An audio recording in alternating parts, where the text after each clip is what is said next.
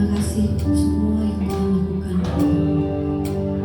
Hingga hari ini kami mendapatkan hidup, bahkan hidup berlimpah. Terima kasih Tuhan. Mari kita bersama-sama kita mengucap apa yang Tuhan lakukan dalam hidup kami. Thank you for the cross.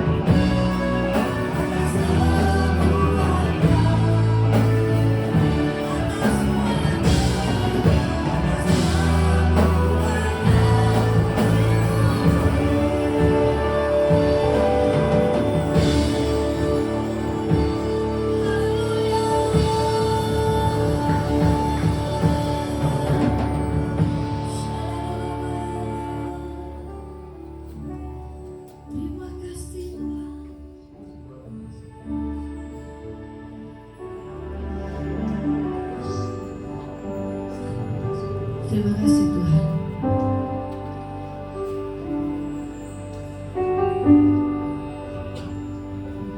Terima kasih buat Tuhan yang besar, mulia kasih-Mu,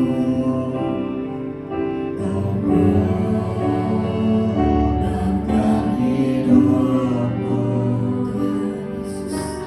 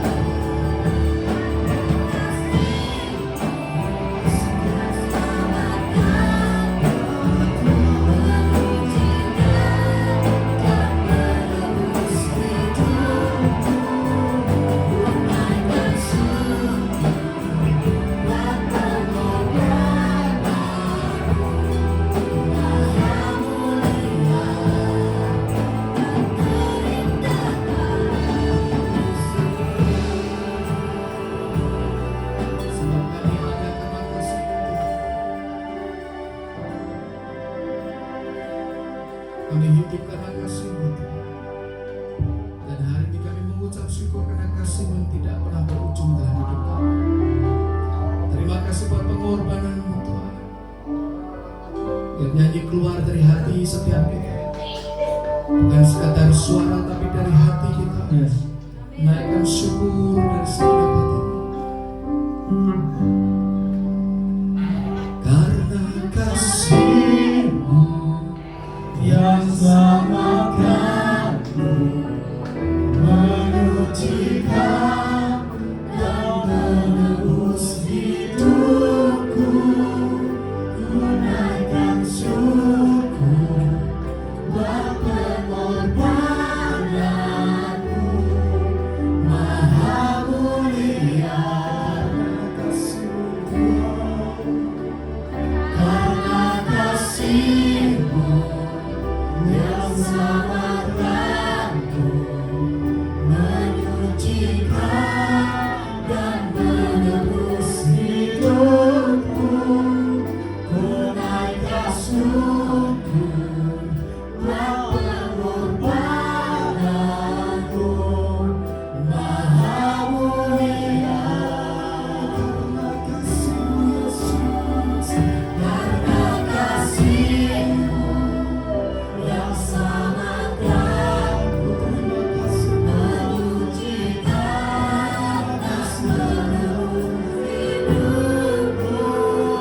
Ku naikkan syukur buat pengorbananmu, Maha mulia. Karena kasih-Mu yang selamatkanku, menyucikan dan menebus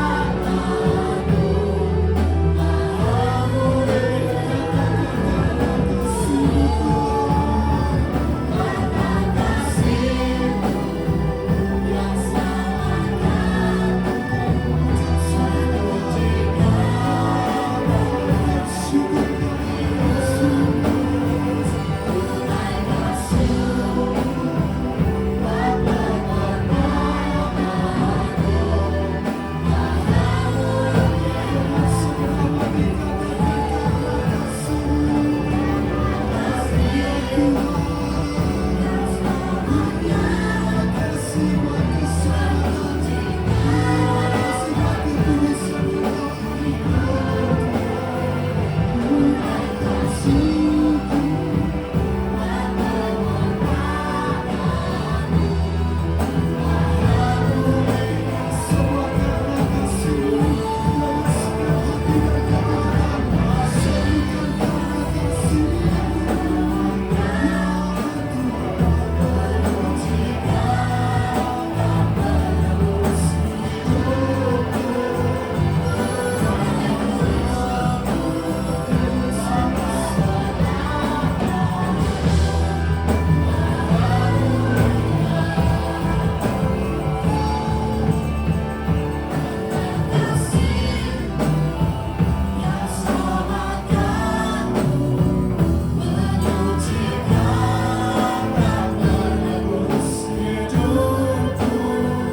Ku naikkan syukur buat pengorbananmu, Maha mulia.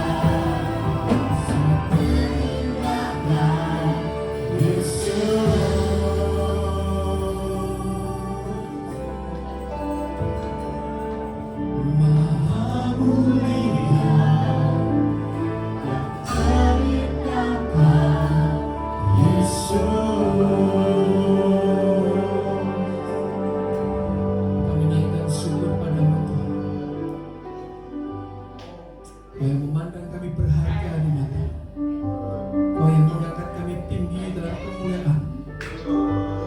Engkau yang menebus kami dari lubang kubur, Engkau yang mengangkat kami dari dosa, memberikan kami kehidupan yang baru.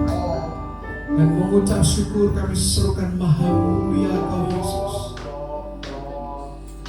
Kami menaikkan katakan syukur kami padamu Tuhan. Kami mau katakan terima kasih Tuhan buat pengorbanan-Mu bagi setiap kami.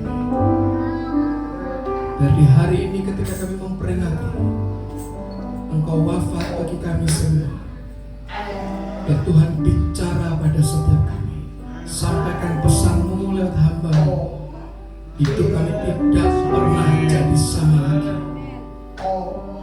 Pengorbanan Tuhan tidak pernah sia-sia dalam hidup kami. Di dalam nama Tuhan Yesus Kristus, kami siap diubah hatinya ya Allah.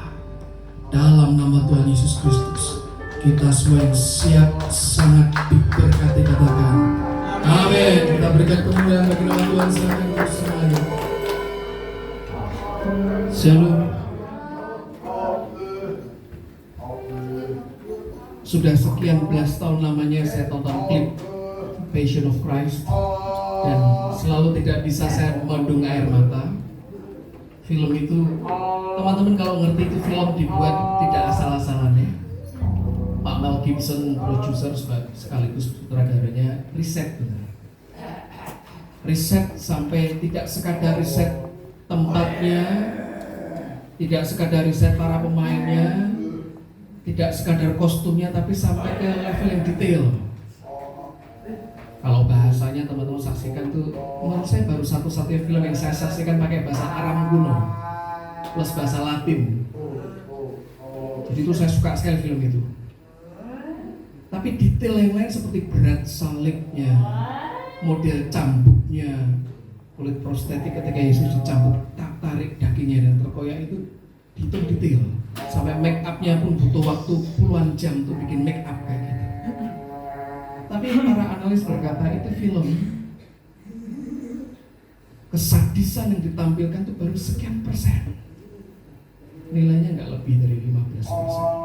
Terus saya bayangin ada orang disiksa sampai sedemikian mengerikan dan tetap hidup. Saya berdoa sebelum Tuhan jemput kita punya kesempatan kaki ini diinjakkan di Via Dolorosa di Yerusalem sana. Amin.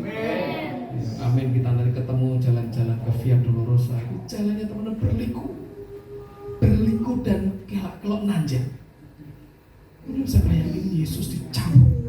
Itu dicambuk saja sudah ngeri. Dan jangan bayangin kok prajuritnya tidak kasihan ya. Teman-teman, kita mesti paham bahwa hari itu orang yang disalib penjahat atau narapidana keras berat. Jadi di mata mereka ini penjahat.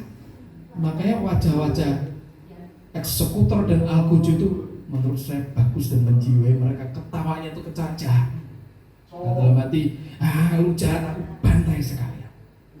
Makanya ketika di atas kayu salib Tuhan berkata apa? Ampunilah mereka, mereka tidak tahu yang mereka lakukan. Dan itu buat apa? Buat kita semua. Dan hari ini kalau kita masih menganggap pengorbanan Yesus remeh sekali, gampang. Betapa mengerikan nasib kita ke depan. Hari ini kita akan belajar sebuah kata, yaitu demonstrasi. Apa? Demonstrasi, bukan demo-demo di depan kantor-kantor pemerintahan tidak. Awal tahun 90 saya masih bocah ya. Tinggal di kampung pinggiran Semarang. Tiba-tiba satu sore ramean anak kampung itu kan ada satu berita nyebar, lebih cepat dari viral itu. Ayo ke rumah Bu RT. Itu rumah satu-satunya rumah megah di kampung kecil kami. Kami datang ke rumah Bu RT. Sepertinya diundang para simbol-simbol. Bocah-bocah tidak tahu apa-apa, tapi namanya bocah juga ramai. Hari itu di rumah Ibu RT lagi ada demonstrasi masak kue bolu. Kue apa? Bolu kukus. Demonstratornya mbak-mbak cantik sekali. Menor, lebih cocok jadi SPG daripada tukang masak ya. Kemudian di depannya itu ada panci. Panci kukus ada adonan bolunya. Saya baru kali itu lihat kue bolu dimasak. Biasanya terima matang sudah makan. Kami penasaran. Aromanya ketika mulai matang itu wah menggugah selera. Kemudian ya ibu-ibu adik-adik silakan yang mau nyicip. Wah semuanya mau nyicip. Saya nyicip, enak banget ya. Masih hangat. Dibuka itu aromanya menguar kemana-mana. Sudah enak ya enak. nambah lagi. Lah pas bagian nambah lagi, ibu-ibunya bilang gini yang jualan itu, silakan ibu-ibu bisa nambah lagi, beli pancinya. Kan? Beli pancinya, bikin sendiri, bisa dijual, dapat cuan. Hari itu dia tidak ngomong cuan, dapat untung. Sudah. Saya pikir ada yang beli atau tidak, ternyata nggak ada. Ini ibu-ibu demonstrator keliru masuk kampung, ini kampung ya pelit-pelit ya. Nontonnya mau, nyicipnya mau, belinya nggak mau. 2000 tahun yang lalu ada demonstrasi ajaib, ada darah yang ditumpahkan. Yohanes 3:16, begitu besar AKB Tuhan bagi dunia ini. Didemonstrasikan. Tapi apakah semuanya mau terima demonstrasi dan mau itu terima kasih itu? Nanti kita lihat. Ya, hari ini kita belajar, jangan cuma lihat demonya, tapi juga terima yang jadi bagian kita. Amin. Nathan, tolong diklik lagi tadi. Yuk sama-sama kita buka Alkitab kita.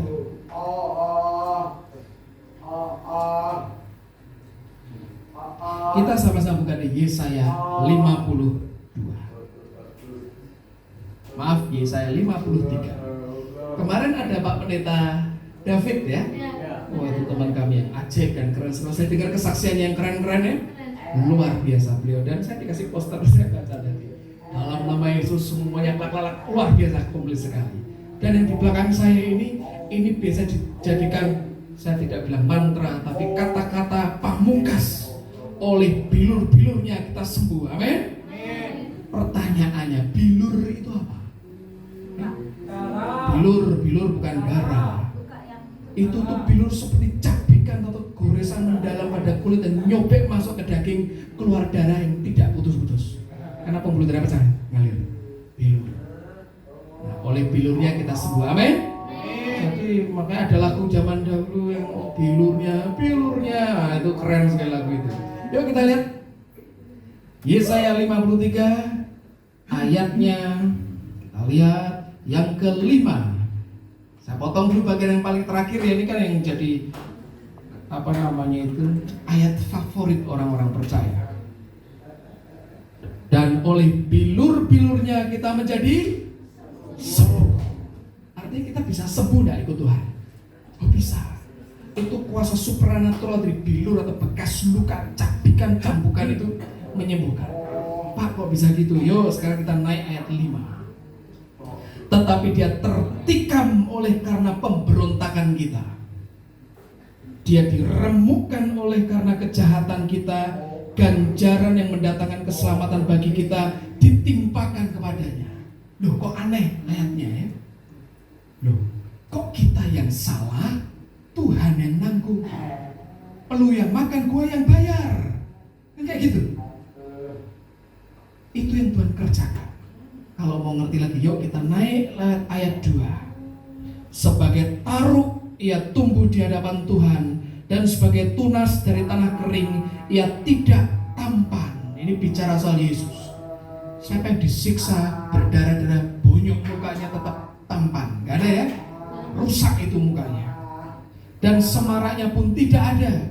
Hari itu ketika disiksa Tuhan gak glowing, gak semarak. Sehingga kita memandang dia dan rupa pun tidak, sehingga kita menginginkannya. Ayat 3, ia dihina dan dihindari orang, seorang yang penuh kesengsaraan dan yang biasa menderita kesakitan. Ia sangat dihina, sehingga orang menutup mukanya terhadap dia, dan bagi kita pun dia tidak masuk hitungan. Ini bicara apa sebetulnya? Tuhan Yesus yang kita dulu dicambukin tadi. Lihat klipnya kan teman-teman waktu lagu Worthy is the Lamb tadi. Mami dengar kan ya? Sekarang coba ya, kita ganti peristiwanya di Semarang tanggal 15 April 2022. Disiarkan di televisi, diupload di media sosial, berita di mana-mana, radio semua diumumkan ada penjahat namanya Yesus ketangkap, dieksekusi di Simpang 5, akan diarak ke bukit apa itu? Bergota, disalib di sana. Semua pengen nonton. Beberapa pegang HP-nya, disiarkan YouTube Live, Insta Live, semuanya. Ini lagi nge-shoot penjahat.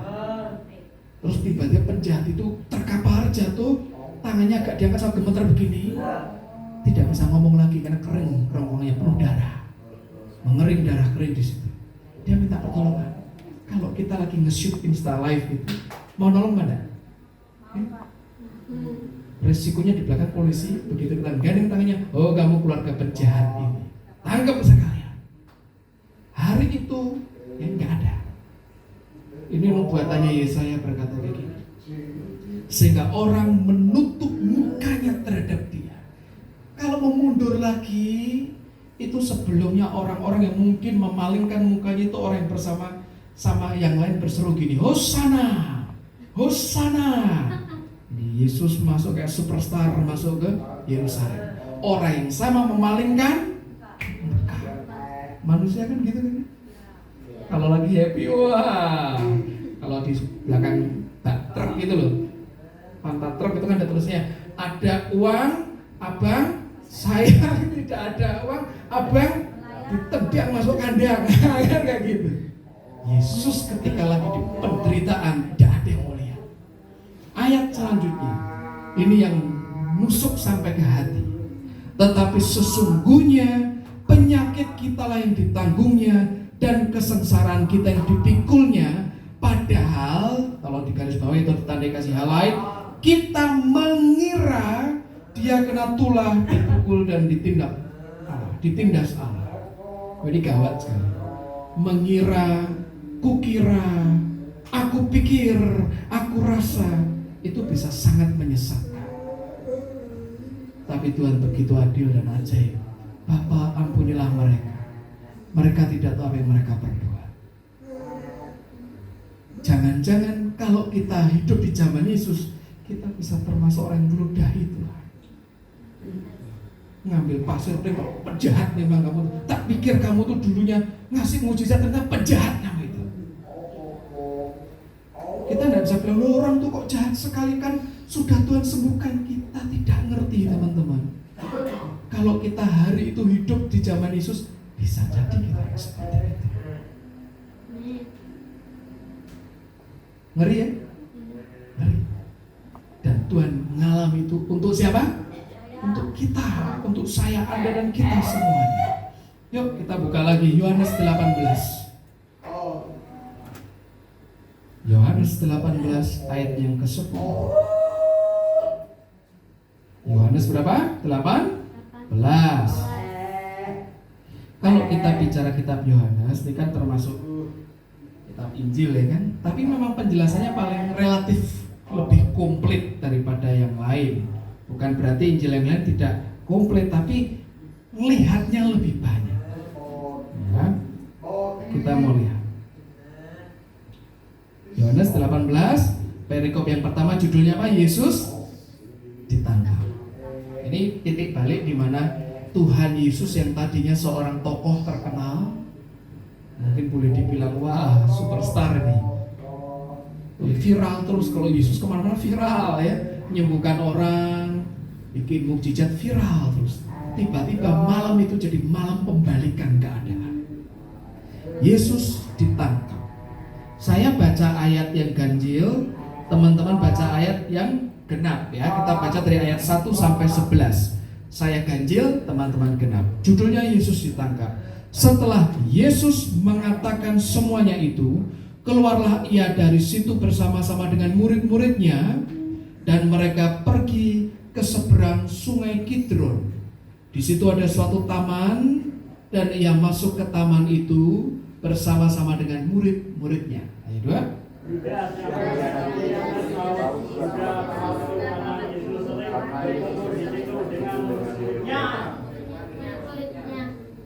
Maka datanglah Yudas juga ke situ dengan sepasukan prajurit dan penjaga-penjaga bait Allah yang disuruh oleh imam-imam kepala dan orang-orang Farisi, lengkap dengan lentera, suluh, dan senjata. Ayat 4.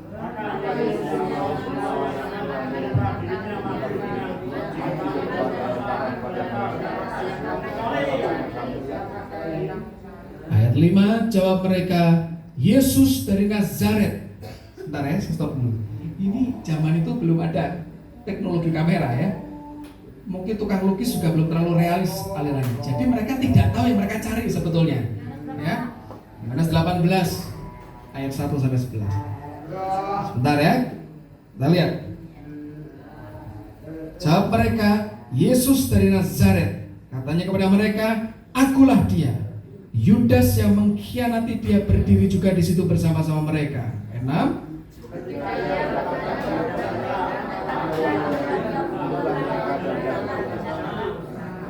Ayat 7, maka ia bertanya pula, siapakah yang kamu cari? Kata mereka, Yesus dari Nazaret. 8.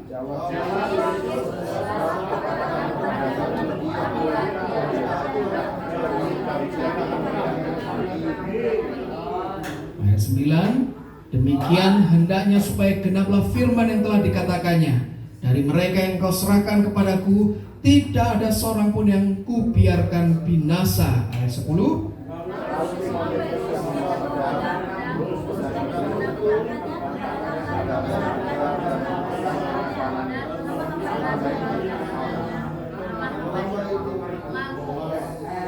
Ayat 11, kata Yesus kepada Petrus, sarungkan pedangmu itu, bukankah aku harus minum cawan yang diberikan Bapa kepadaku? Yuk kita saksikan klip ini.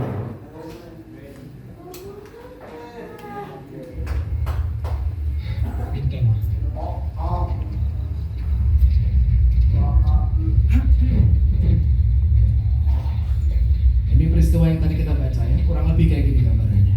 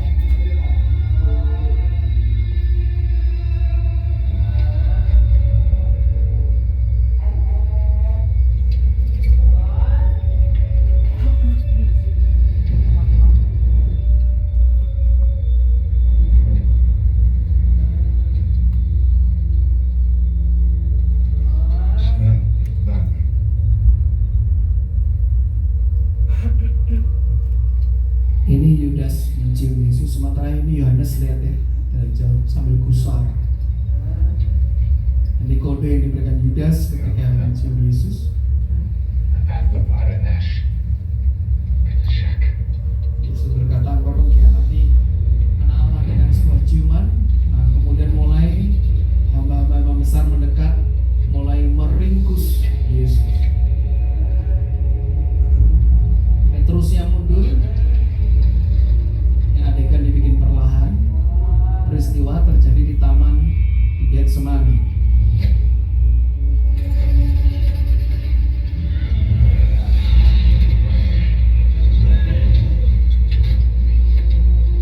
Mereka mulai menangkap murid-muridnya Yesus ini. Sementara ada yang lari. Sudah mulai rusuh ya suasana. Petrus melawan. Yohanes lari, bajunya ditarik ya. Sementara Petrus tetap di situ, dia melawan. Satu-satunya Petrus ada di situ melawan. Yesus diam melihat semuanya. Petrus mengeluarkan belati ya, dan memotong telinga kanan dari seorang hamba bangsa. Adegannya di stop di sini, sementara Yohanes lari. Dia melarikan diri dan dikejar sebetulnya ya, oleh hamba imam besar. Sementara yang tadi telinganya terluka, dia pegang tangannya. Petrus diamankan, dibekuk Petrusnya, diambil belatinya. Sementara Yesus mendekat kepada hamba imam besar yang terluka tadi. Dia sentuh ke bagian telinga yang masih mengucur darah segar. Jadi dibuka tangan yang berlumuran darah itu, dan Yesus menatap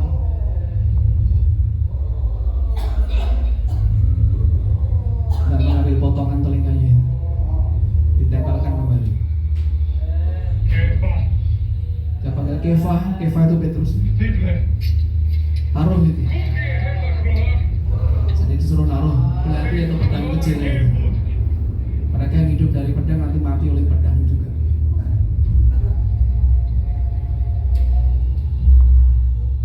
Jadi yang luka tadi udah sembuh.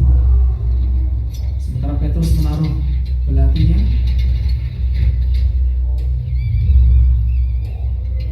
Orang yang barusan disembuhkan dia terpanah lihat kejadian itu. Dan untuk sesaat para penjaga mereka terdiam, bingung yang harus dikerjakan. Yesus berdiri saja, tenang, dan mereka mulai mengelilingi Yesus di sini dan mulai meringkus Yesus. Sementara pasukan yang tadi terpotong telinganya diam melihat kejadian itu, Yesus mulai dirantai dari leher, tangan, semuanya. Yesus mulai dibawa pergi. Yang barusan disembuhkan terpanah diam saja.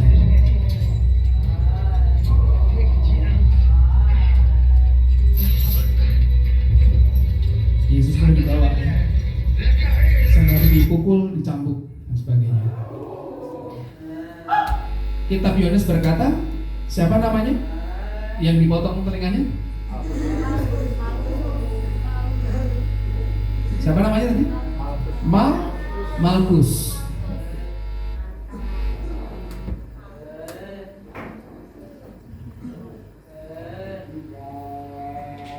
Itu sudah, kalau kita baca ini teman-teman, kita ngerti bahwa yang pertama nih, para pasukan itu kan nggak ngerti Yesus itu yang mana, betul ya?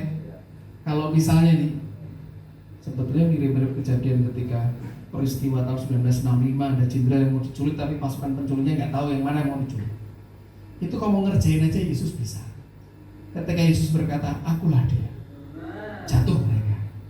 Alkitab tidak nulis detail kenapa jatuh, yang jelas tidak karena kepleset, tapi saya percaya ada otoritas yang keluar dari ucapan Yesus sehingga tiba-tiba menggetarkan, jatuh. Artinya Tuhan kalau mau pakai kuasanya, apakah bisa ditangkap? Tidak bisa. Itu seperti mematikan tombol off.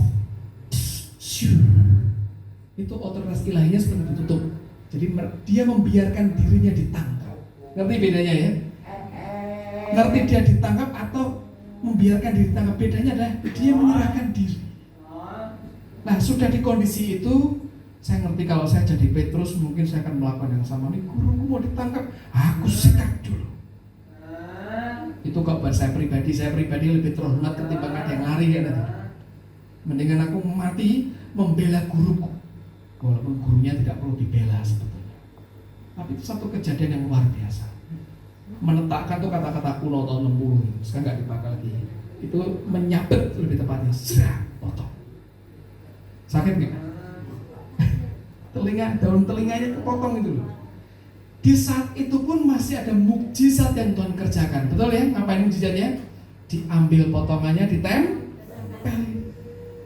Nah sekarang yuk kita, kalau kita jadi Malkus, wajar gak kayak yang di klip tadi? Diam, terpana. Dia sudah tidak bisa apa-apa lagi. Ini orang yang mau aku tangkap, nolong aku. Dan setelah kejadian itu Alkitab bungkam. Alkitab tidak nyebut maka nasib Malkus selanjutnya dia menjadi murid Kristus. Gak ada kan ya? Jadi saya tidak temukan. Saya dapat literatur itu malah novel-novelnya semua. Banyak beberapa novel yang saya temukan. Novelnya ceritanya Malkus. Tapi kalau cerita sejarahnya nggak ada. Tuhan sengaja membiarkan ada celah ini karena nanti kita mau lihat. Malkus itu kan bahasa Yunani ya. Bahasa Ibraninya Melek. Apa arti kata Melek? Melek itu raja. Melek. Bahasa Arabnya Malik. Kalau setiap kali kita bicara raja di Alkitab, ingat, yuk kita buka sebentar di Amsal. Amsal 25 ayat 2. Kita ini anak raja, betul ya? Enggak apa, saya anaknya Satam, ya sudah. Wah, aku anak raja, kamu anak raja, kita semua anak raja. Walaupun saya nakal, aku anak raja, kamu anak raja, dia sopirnya. Nah itu aku ya. Kita anak raja segala raja. Amsal 25 ayat 2. Ini ciri raja. Amsal 25 ayat 2. Kemuliaan Tuhan ialah merahasiakan sesuatu. Jadi kalau Tuhan merahasiakan di Alkitab itu wajar. Itu kemuliaan Tuhan. Betul ya? Pak, kok gak diceritakan maka Malkus habis dia sakit, dia ke tabib, dicek, di scanning, di ronsen, oh dia sudah nyambung, maka dia bertobat ikut murid Yesus. Jadi murid yang ke-45, enggak. Nah, tapi perhatikan, tetapi kemuliaan raja-raja ialah menyelidiki sesuatu. To search and to research. Perhatikan ketika peristiwa kelahiran Yesus. Gembala lagi di mana? Padang rumput. Kemudian datang Gloria in excelsis Deo. Oh, malaikatnya nyanyi paduan suara. Hai gembala-gembala, hari ini telah bertemu serang Yerusalem. Panjang lebar bikin maklumat. Sedangkan bagi raja-raja di timur tidak ada peristiwa itu. Kok mereka tahu dan nyembah Yesus? Lewat apa? Bintang. Kami sudah lihat bintang loh. Teman-teman kita semua yang dikaruniai penglihatan mata fisik ini bisa lihat bintang enggak? Bisa. Tapi kok cuma raja-raja atau orang majus dari timur itu? Karena mereka punya pengetahuan. Kita ini anak raja loh. Raja segala raja. Kemudian raja-raja itu menyelidiki. Makanya kalau baca firman itu menyelidiki. Sembahyang tanya Tuhan, baca digali terus firman tidak pernah habis seumur hidup kita. Sengaja penulis itu tulis namanya Malkus alias si raja. Hari itu dia dihadapkan suasana batin yang gejolaknya itu tidak berhenti-berhenti. Aku mau selidikin siapa orang ini. Kita nggak ngerti ceritanya apakah Malkus akhirnya bertobat atau dia ngeraskan hati. Di novel-novel tadi macam-macam ceritanya keren-keren. Tapi yang jelas setiap kita akan tiba di sebuah masa Malkus itu jadi dalam hidup kita, dimana semestinya kita mau meringkus Yesus. Pak, nggak mungkin dong, Tuhan itu kan sesembahan junjungan kami, kok kami ringkus? Apakah bisa kita meringkus Yesus? Dengan kebodohan kita, kebebalan kita, kemalasan, keenganan kita, itu Yesus bisa kita ringkus. Mereka kan memang tidak ngerti Yesus itu Tuhan hari itu. Mereka cuma mengikuti perintahnya imam besar. Tapi dari semua mungkin sekian lusin pasukan, kok cuma Malkus yang kena? Pak, kan bejo. Itu kan namanya, ya sudah bejanya dia atau nasibnya dia. Teman-teman percaya bahwa selai rambut pun yang jatuh dihitung Tuhan? Amin. Semua baik desain. Jadi hari itu desain Tuhan jatuh pada Malkus. Hanya dia kupingnya terpotong, kok enggak yang lain. Tuhan tetapkan dia, si raja ini. Kamu stop di titikmu sebagai meringkus Yesus. Sediakan dirimu untuk dibongkar nasibmu. Selidiki ini siapa yang nolong kamu, diubah hidupnya. Tiap tahun sampai hari ini kalau kita umurnya 12, 22, 32, 42, 52, 72, ya sekian itu juga kita merayakan Jumat Agung, betul ya? Bahasa Inggrisnya itu Good Friday, Freitag, atau Jumat yang baik sekali. Menurut saya agung sama baik bagus banget. Agung ya, agung. Bukan Pak Agung jual soto, bukan ya. Ini agung itu artinya indah, megah gitu loh. Bahasa kita keren untuk menyebutkan Jumat Agung. Ini Jumat yang benar-benar sifatnya mulia. Tapi kita bisa hanya berdiri saja. Ya besok tahun depan ya bisa gini lagi. Paling skripnya itu kalau mau ibadah nyetel film Yesus disalib, nanti lagunya sendu-sendu, habis itu selesai. Hari Minggunya ceria, celebration. Kalau kita seperti itu, kita tidak sedang jadi si raja. Saya sebut si raja bukan sang raja ya kan? Sang raja itu hanya Tuhan. Dan kita tidak punya hati yang menyelidiki. Tapi ketika kita sampai di masa Malkus, meringkus Yesus, dipotong bagian hidupnya sebagian jerit, dan Tuhan itu datang. Nah, dia tidak ngomong sih, bahasa wajahnya itu udah mengucapkan lebih dari jutaan bahasa. Tempelin lagi, itu saya yakin nggak bisa ngomong apa-apa sih Malkus itu. Dan kalau hari ini sudah cukup lama kita main-main dengan hidup kita, itu seperti meringkus Yesus. Dan tiba-tiba Tuhan izinkan ada bagian telinga hidup kita yang dipotong. Diam di situ. Jangan terus, sudah sembuh, tangkap lagi Yesusnya.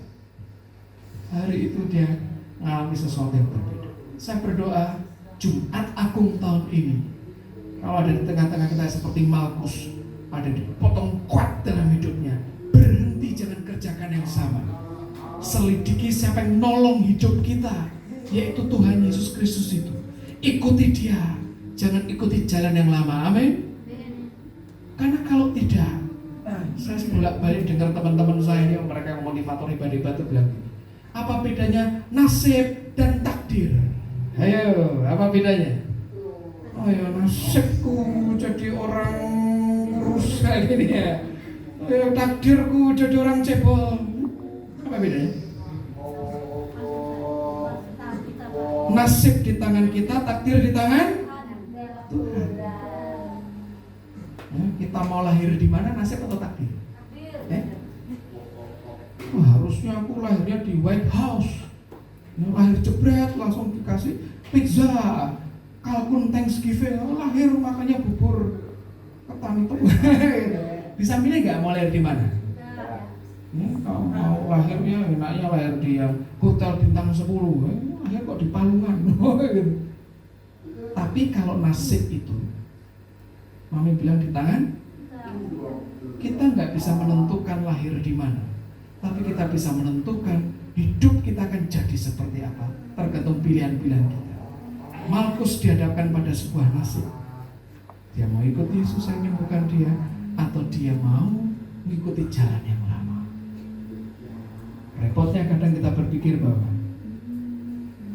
ini salahmu, salahku, salah dia, bukan salahku. Seperti kejadian sekian ribu tahun yang lalu, orang berpikir itu salahnya dia sendiri, dia disalib. Padahal tidak seperti itu. Saya yakin hari itu, malam itu Malkus gejolak yang di hatinya ini kuat sekali. Sampai yang dipilih tadi bagus sih. Temannya manggil, Malkus cepat. Dia diam aja. Dan mungkin malam itu juga dia resign dari kesatuannya. Pak, saya pamit. Loh, ngapain pamit? Saya sudah disembuhkan sama narapidana itu. Loh, kamu ini sudah di brainwash. Orang yang mengalami secara pribadi tidak bisa bohong. Amin. Hidup kita, teman-teman, saya kasih tahu.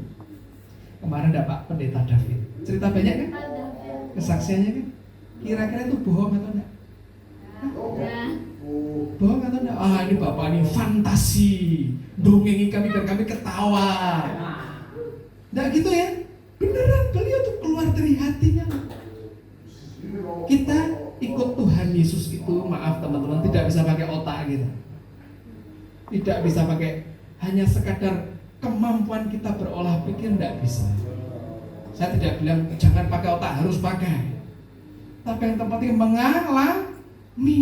Kita bisa tahu banyak khatam Alkitab dari Kejadian sampai Wahyu, tanpa mengalami Tuhan, kita akan jadi orang-orang yang meringkus Yesus. Ahli Taurat dan Farisi kan yang meringkus Yesus ya. Yang nyalibkan secara fakta itu kan mereka. Tentara Roma itu secara hukum saja, karena mereka menjajah orang Israel waktu itu, ya mereka mengerjakan secara hukum, secara legal. Kita bisa jadi orang-orang begitu pintar firman, tapi nggak pernah ngalami Tuhan, tanpa sadar meringkus Yesus. Tapi kalaupun kita belum mengalami Tuhan, tiba-tiba Tuhan izinkan episode Malkus datang dalam hidup kita, potong yang paling berharga dalam hidup kita, keras. Yang dipotong kuping itu kan sakit ya. Kuping itu salah satu bagian yang sensitif loh. Siapa yang kita mungkin bikin lomba gitu, kitik-kitik kuping. Nah, yang tahan tidak ketawa dan tidak bergerak menang dia ya. Dikitik-kitik pakai bulu ayam, ketawa. Ya kan? Apalagi dipotong. Ketika ada bagian hidup kita yang sensitif, ini jangan disentuh nih. Ini yang paling aku jaga selama ini. Kes, habis. Reaksi kita seperti menentukan nasib ke depan. Nasib ya, bukan takdir. Kalau nasib itu Tuhan memberikan kita hak loh. Yuk nak, tak beri hak, kamu milih. Loh kok gitu Pak? Mbok Tuhan pilihkan saja, enggak. Semakin dewasa seorang anak diberi hak untuk memilih, betul ya? Nah, Seva kalau kita ajak ya, Seva mau pilih baju yang mana, milih, wah dia comotin semua gitu ya, atau malah dia tidur di atas kasut ini ya Pak, baju-bajunya. Tapi makin dewasa, ayo mau milih baju yang mana? Atau malah tidak mau di sini, di toko sana lebih mahal, kan saya itu. Nah dengan Tuhan sebetulnya yang sama berlaku. Makin kita dewasa dalam Tuhan, Tuhan dalam tanda kutip nih memberi kita ruang memilih lebih luas lagi. Kok begitu sih Pak Tuhan Pak? Ya, dia menghargai kita. Makanya Adam diberikan pilihan. Kalau mau jatuh dalam dosa atau tidak, pilihan. Betul ya? Tuhan kan tidak maksa. Kalau maksa, begitu Hawa mengambil buah itu, maka datanglah petir dari langit nyambar buah itu sehingga Hawa terkaget-kaget. Kan tidak. Semuanya berlangsung secara natural. Jatuh aja manusia dalam dosa. Nah, saya berdoa Jumat Agung tahun ini, Jumat Agung yang membuat kita berbeda, mengikuti apa yang Tuhan mau dalam hidup kita. Amin. Roma 5 ayat yang ke-8. Roma 5 ayat yang ke-8. Tolong di next, diklik lagi. Roma 5 ayatnya yang ke-8. Sudah ketemu semuanya? Akan tetapi Allah menunjukkan kasih-Nya kepada kita oleh karena Kristus telah mati untuk kita ketika kita apa? Masih berdosa. Si ibu-ibu itu, mbak-mbak itu mendemonstrasikan bikin kue bolu ketika kami semua belum punya panci kukus kue bolu. Aromanya, saya masih ingat komposisinya di otak saya. Aromanya itu masih ada jejak memorinya di sini. Dan closing statementnya saya masih ingat. Silakan ibu-ibu, bocah-bocah nggak ditawarin, nggak punya duit ya, mau membeli ini, ada program kredit pada itu, tapi namanya ibu-ibu kalau nggak gratis nggak mau. Dari beli. Demonstrasi ketika belum punya panci bolu kukus. Kita masih dosa, Tuhan mendemonstrasikan kasih-Nya. Versi bahasa Inggrisnya mengatakan demonstrates, ditunjukkan kasih-Nya. Tapi semuanya mau menerima kasih Allah enggak? Enggak ya. Saya pakai kata belum mau. Karena buktinya ada orang tetap nolak kok. Ah ya, itu buat kamu aja, aku enggak perlu. Sampai dia merasa perlu. Saya berdoa jangan sampai ada yang merasa perlu baru cari Tuhan. Amin. Jangan sampai ada telinga hidup kita yang dipotong baru nyari Tuhan.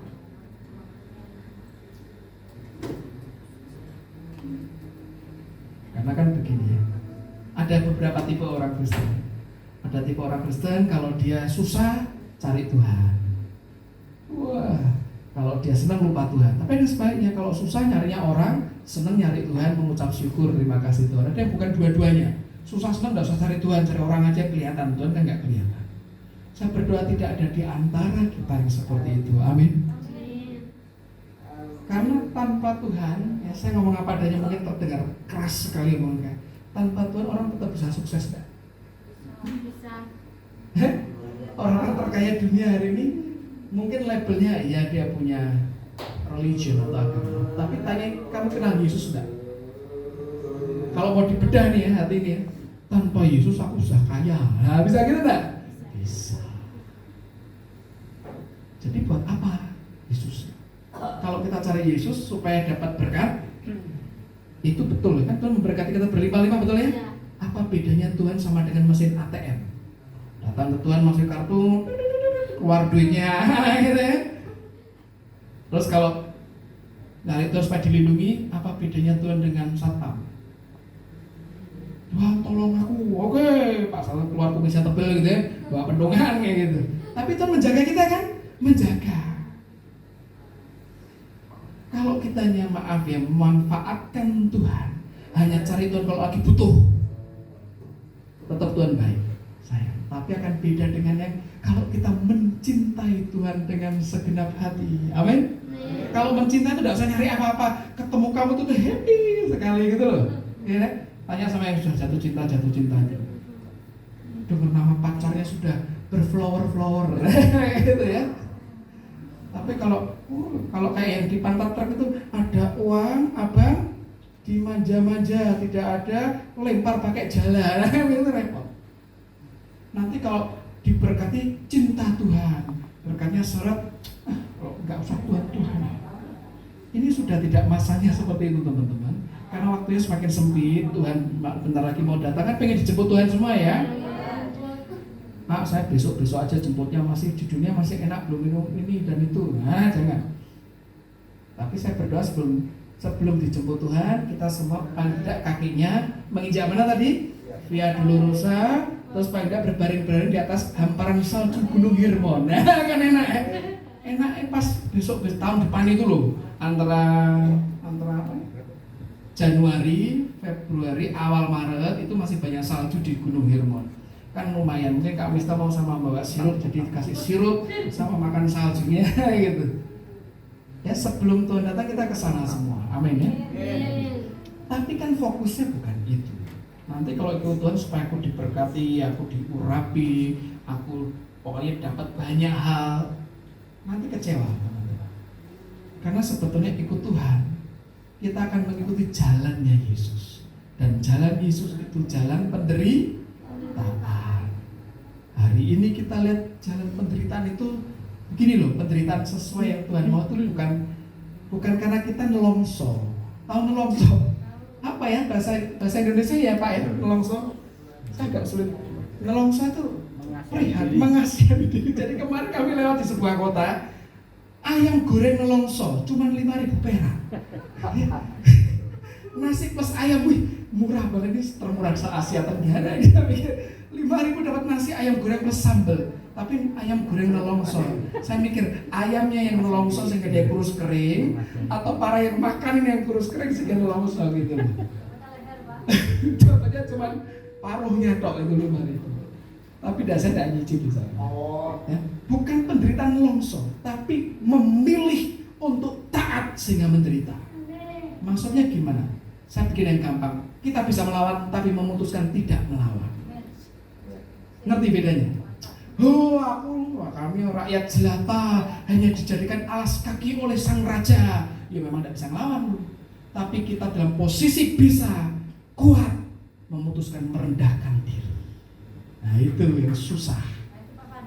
Saya akui kan kemarin siang kami berdebat di mobil. Wah harusnya begini.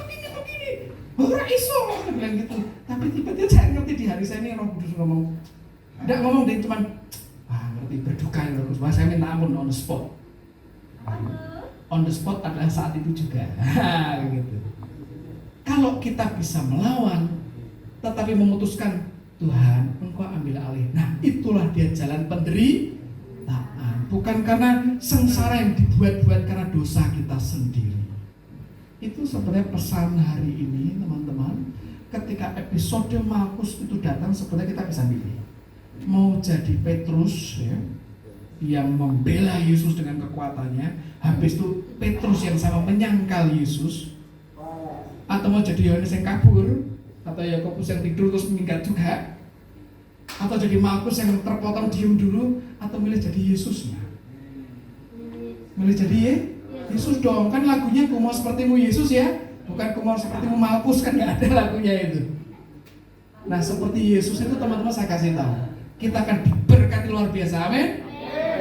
Kita akan diurapi luar biasa. Butuh pengurapan loh, kalau enggak kita mau doakan orang tidak akan mengalami mujizat.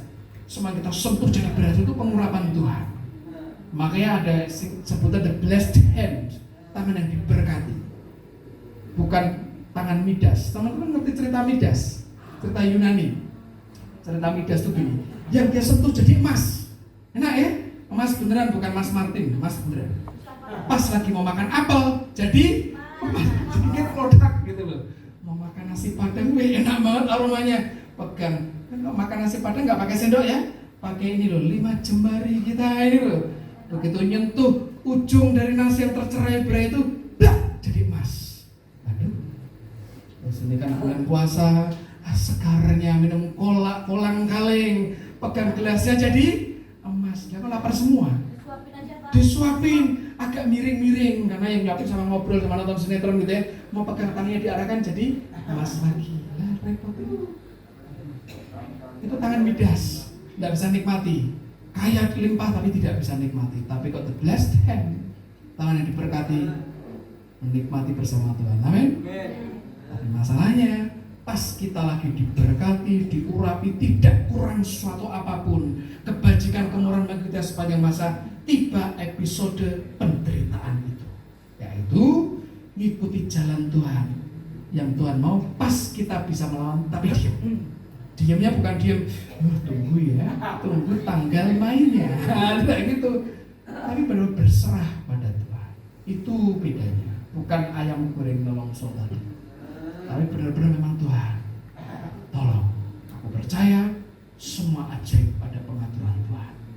Mudah enggak? Tidak sama sekali. Bahkan Yesus pun memang bukan tergoda, tapi gentar, hatinya gentar.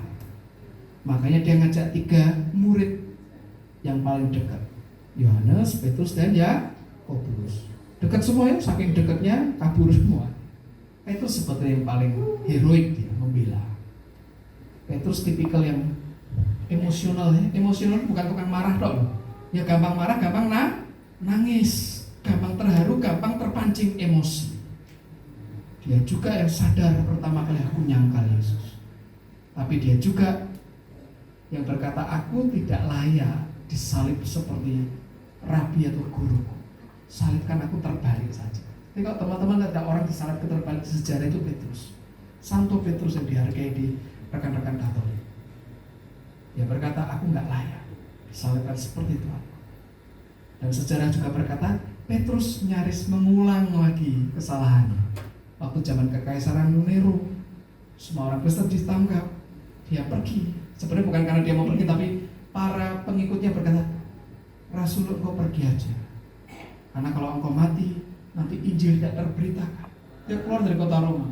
Ini menurut sejarah ya. Dari depan ada seorang pemuda jalan cepat-cepat masuk ke kota Roma. Dia keluar. Dia nanya pakai bahasa Latin, "Quo vadis Domini?" Dijawab yang di seberang itu, "E Romam crucifixi." Aku mau ke Roma, mau disalibkan lagi. Dia loh, ini guruku. Dia nangis, bertobat, balik masuk lagi, dia serahkan diri. Dia menyerahkan diri, bukan ditangkap. Disalib terbalik. Mirip tuh sama gurunya, menyerahkan diri. Makanya kita berkata seperti domba yang keluh di pembantaian. Itu kata-kata yang seram, teman-teman. Ada, Tuhan izinkan ada periode dalam tanda kutip pembantaian jiwa dalam hidup kita. Semua manusia lama kita itu dibantai, semua yang garang, semua yang egois, semua yang mengerikan dibantai, dihabisi, supaya karakter Kristus keluar dan tumbuh lebat dalam hidup kita. Amin. Bisa nggak kita? Tidak bisa kalau bukan Tuhan yang beri kekuatan. Tapi Tuhan beri kekuatan, kalau kita tidak mau, bisa atau tidak? Tidak bisa juga. Jadi kita mau dan Tuhan beri kekuatan. Saya minta tolong Huli. Yuk, kita tos dulu. Tos ya, 1, 2, 3. 1, 2, 3. 1, 2, 3. Bisa tos tak kayak gitu? Tos atau high five yang terjadi kalau dua-duanya bertemu. 1, 2, 3. Tuhan memberi kekuatan, bisa memberi kekuatan. Holinya mau. Itu kayak gitu. Tapi kok Tuhan memberi kekuatan, holinya tidak mau, nampar mukanya selot kayak gitu loh ya. Silakan duduk Holi. Ada peribahasa bertepuk sebelah tangan. Itu kayak untuk apa? Orang jatuh cinta ya kan? Mencintai. Tidak, bertepuk sebelah tangan itu artinya tidak tersambut cintanya. Tuhan memberi kekuatan tapi kita nggak mau, tidak akan jadi. Kita mau, Tuhan pasti mau. Amin. Setelah ini kita ambil tubuh dan darah Kristus. Ini simbol Tuhan memberi kekuatan ke kita. Dan kita berkata, aku mau Tuhan. Kelak atau bahkan sekarang ini kita lagi mengalami Tuhan kayak di Via Dolorosa misalnya. Susahnya minta ampun. Tapi aku bisa sebenarnya ngelawan dengan kekuatan manusia itu. Tapi kalau ikut jalan kok susah. Tapi Tuhan beri kekuatan jalan yang ajaib. Amin. Siapkan diri teman-teman yang bertugas WL Singer, saya minta bantuannya untuk bisa kita memandu saudara-saudara kita. Nanti saya minta untuk Kak Dani, ada Fengsan, Kak Mista bisa nanti membantu melayani, menyiapkan perjamuan untuk saudara-saudara kita.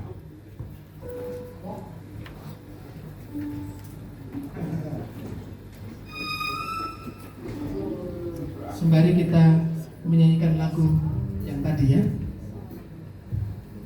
Semuanya berdoa, kita menyiapkan hati. Ini masa yang serius, masa yang sakral.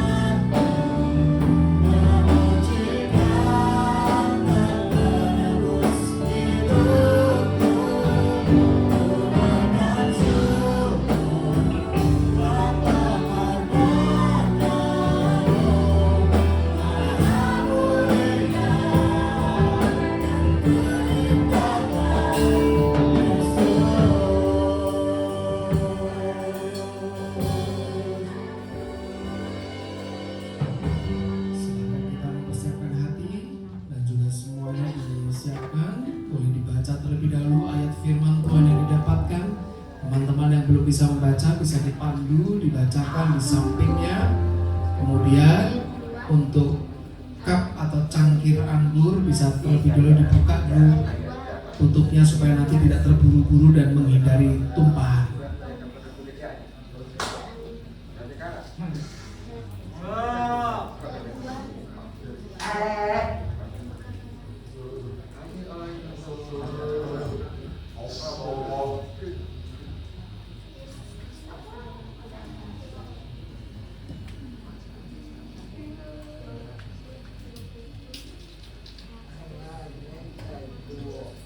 Lupa dibuka untuk tutup cawan atau cupnya ya.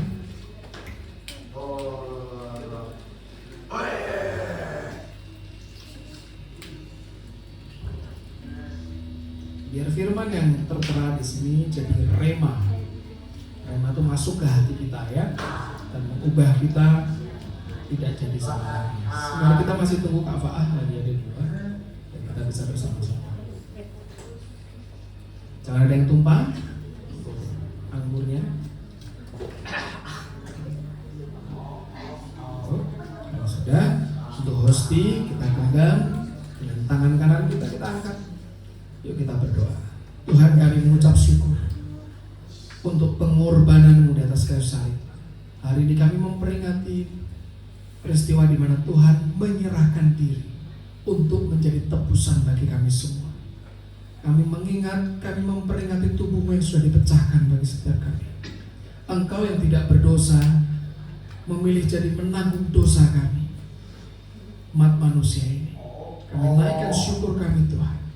Dan ketika kami terima tubuh Kristus, daging Kristus ini, semua kedagingan, semua kehendak dosa dan kecenderungan manusia lama kami disalibkan, dimatikan dan dihidupkan dengan kekuatan yang baru dalam Kristus. Di dalam nama Tuhan Yesus Kristus kami terima, kami makan dengan iman. Terima kasih Tuhan.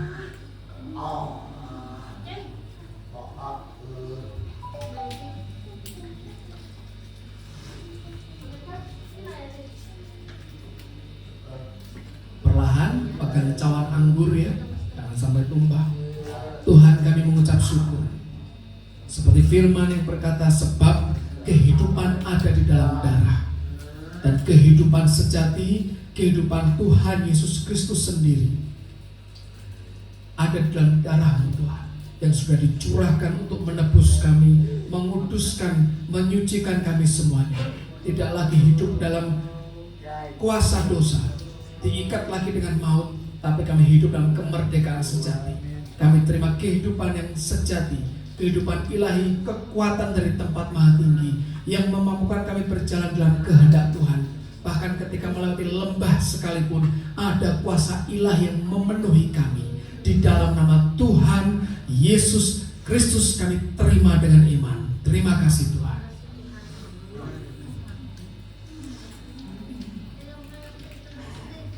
Terima kasih Tuhan Yesus.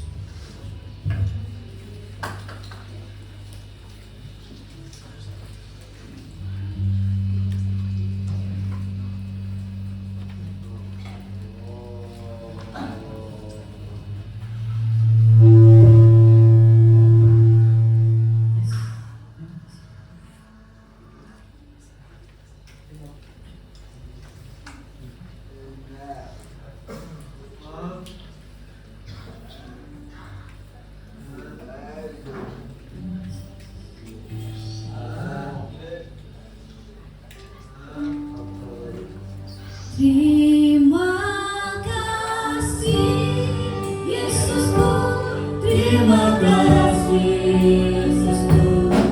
Puji syukur hanya bagi Tuhanku.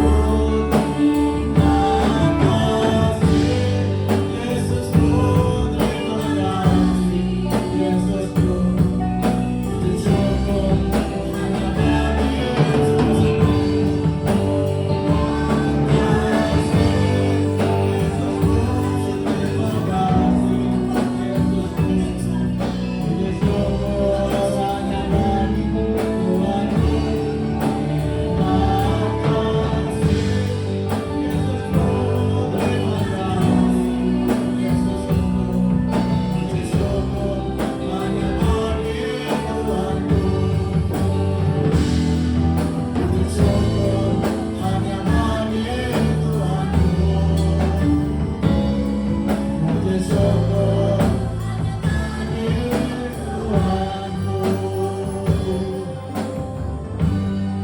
Terima kasih Tuhan, kami mengucap syukur buat tubuh dan darah-Mu yang kami terima.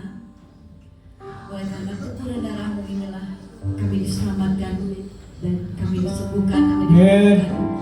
Hari ini, mulai hari ini kami akan menerima tubuh dan darah Kristus dengan cara yang berbeda, yaitu setiap kali kami minum dan memakan tubuh dan darah-Mu, kami akan terima dengan iman dan kami percaya akan mengerjakan mujizat dalam hidup kami. Dan pujilah nama-Mu Tuhan, kiranya juga memberkati hamba-Mu.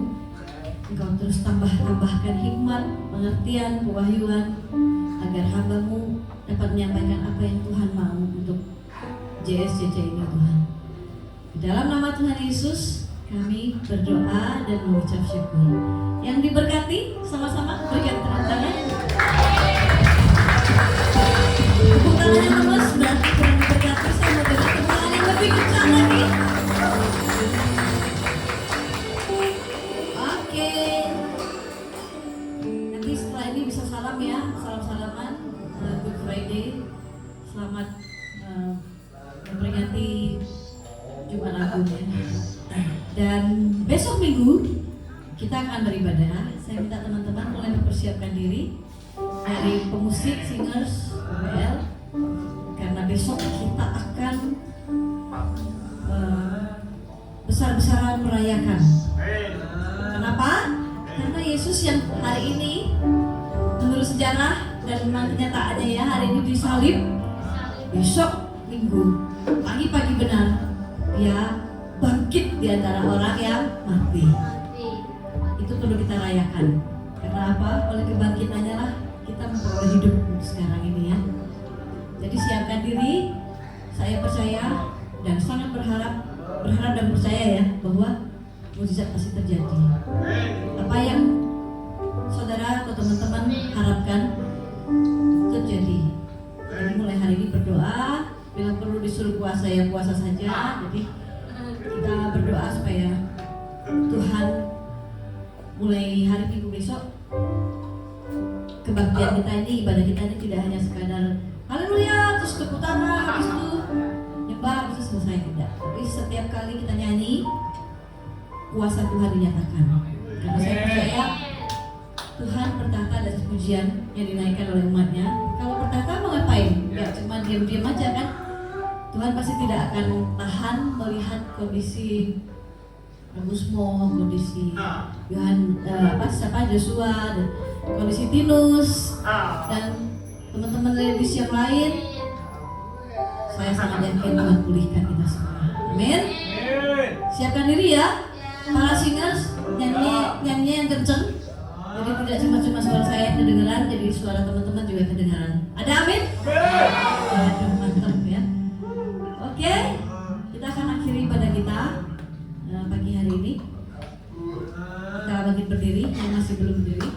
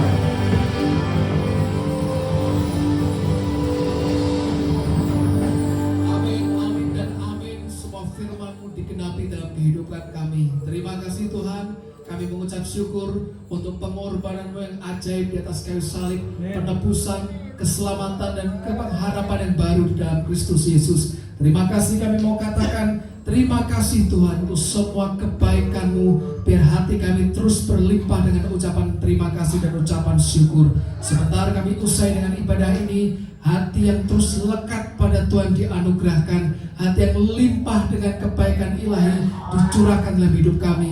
Tuhan memberkati kami, melimpahkan kami dengan semua damai sejahtera dan karunia terbaik. Wajah Tuhan dihadapkan pada kami, damai sejahtera yang tidak pernah kering ada ditemukan setiap hari dalam hidup kami. Semua yang kami kerjakan Tuhan berkati, Tuhan sertai, semua jadi berhasil dan beruntung di dalam nama Tuhan Yesus Kristus. Kita semua yang sangat diberkati, sama-sama katakan amin. Tuhan Yesus memberkati, sampai jumpa besok minggu.